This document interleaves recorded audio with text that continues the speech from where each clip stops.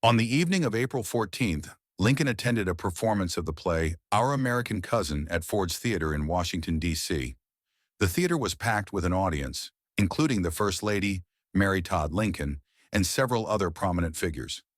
Booth knew that Lincoln would be sitting in a private box during the performance, providing him an opportunity to strike.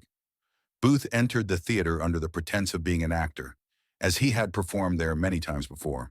He waited for a key moment in the play when laughter and noise would mask the sound of his gunshot. As the play reached a particularly funny line, Booth entered the presidential box, approached Lincoln from behind, and shot him in the back of the head with a Derringer pistol. He then leaped to the stage shouting, "Sic semper tyrannis," Latin for "thus always to tyrants," which is the state motto of Virginia, before fleeing the scene.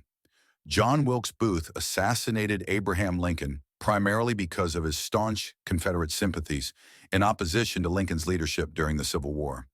Booth strongly believed in the Southern cause and was enraged by the Union's victory and Lincoln's role in ending slavery. He viewed Lincoln as a tyrant who had overstepped his bounds and was determined to avenge the South's defeat and maintain the institution of slavery. After the assassination, Booth fled to Maryland and eventually made his way to Virginia. A manhunt ensued with the authorities desperately trying to track him down. On April 26, 1865, about 12 days after the assassination, Booth was located in a barn in Virginia. He was surrounded by Union soldiers, and despite being offered the chance to surrender, Booth refused.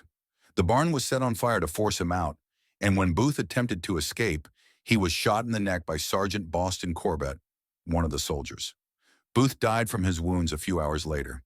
His death marked the end of one of the most infamous assassination conspiracies in American history, but the repercussions of his actions creating further tension in a nation already torn by civil war echoed for years.